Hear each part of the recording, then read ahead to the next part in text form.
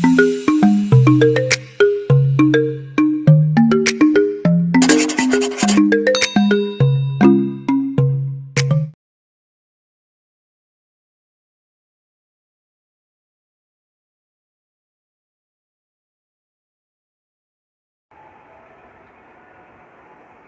evening. Roy Classes welcomes you. In the previous class, I had discussed present perfect tense and present perfect continuous tense. Today, I am going to start past tense. In past tense, past indefinite, past indefinite tense.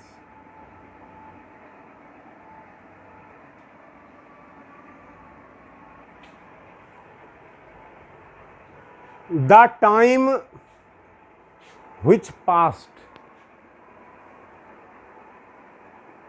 समय जो बीत गया, और the action which occurred, जो काम हो गया, is called past tense, is called past tense. Past tense means past indefinite tense. In past indefinite tense, what happens? V2 or in negative interrogative did. V2 or did.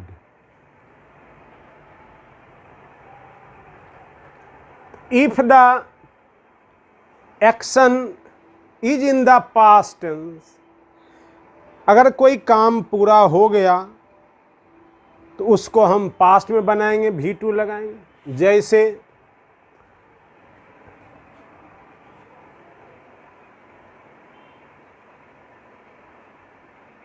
कि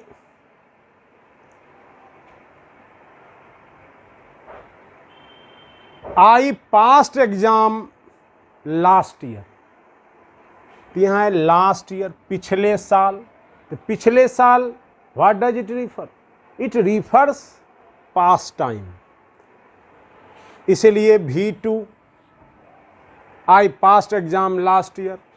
आई woke up, मैं जगा earlier than usual.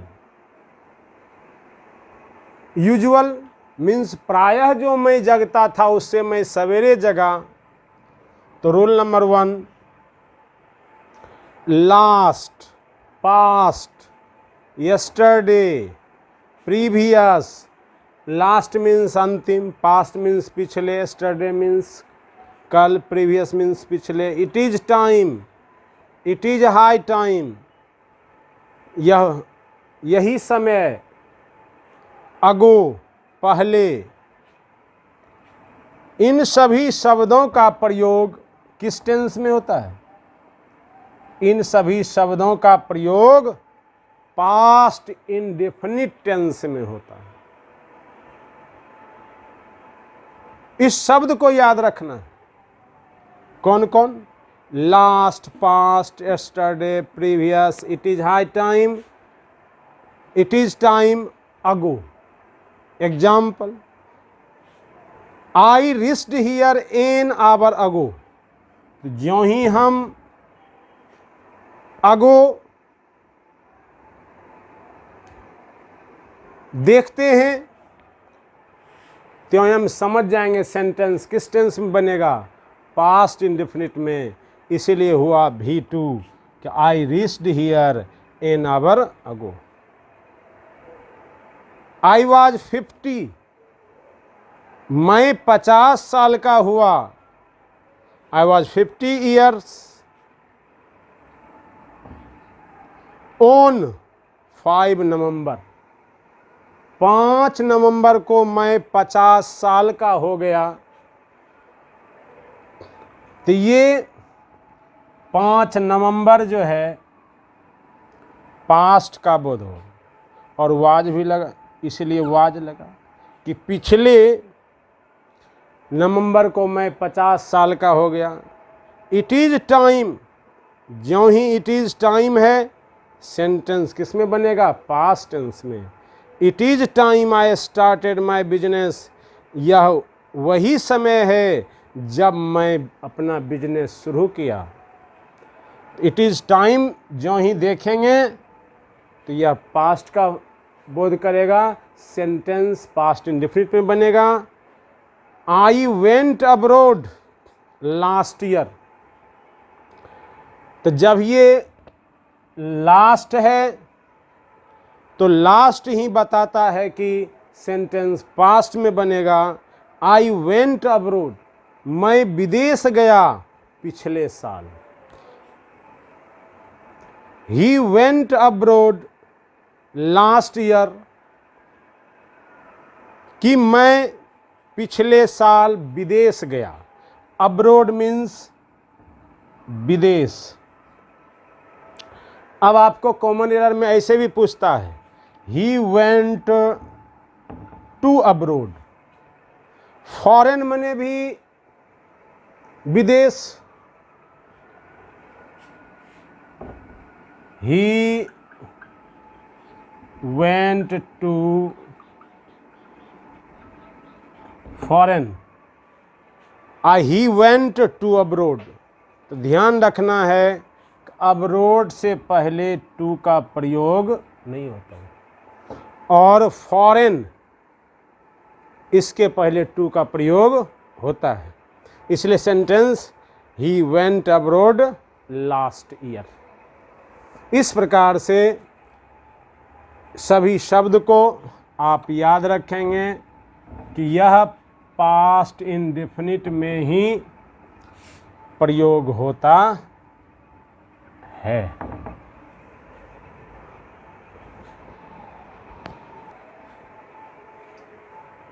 Next rule, to express desire means wish, past indefinite is used. Example, I wish, मेरी इच्छा है, आई where a king, कि मैं राजा हो जाऊं। तो यहां वेर क्या है? वेर पास्ट इन डिफिनिट है। इज आर एम यानी बी वाज बिन, तो वाज भी टू हुआ, इसीलिए जो है यह पास्ट इंडेफिनिट हो गया। तो आई विश इच्छा सूचक वाक्य को किस में? पास्ट इंडेफिनिट में। अर्थात इसको आप ऐसे भी पढ़ते हैं कि एज इफ एज दाव के साथ या तो वेयर या तो भी टू। तो I wish she were my queen, मेरी इच्छा है वह मेरी रानी बन जाए। तो यहां भी वेयर का प्रयोग हुआ।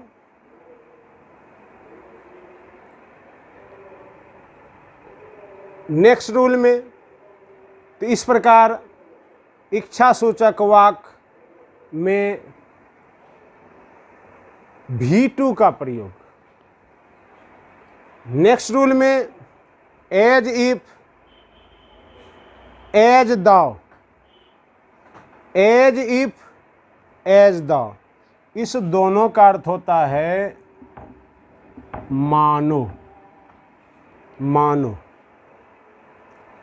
Are used in past indefinite tense, का प्रयोग होता है किस टेंस में? पास्ट इन डेफिनिट टेंस में। जैसे ही स्पीक्स, वह बोलता है, एज द मानो ही नोज एवरीथिंग या ही knew everything.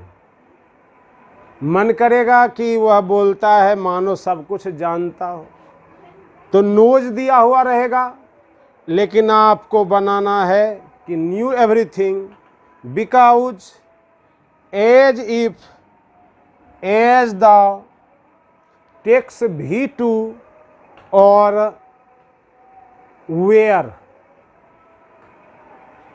As though he knew everything.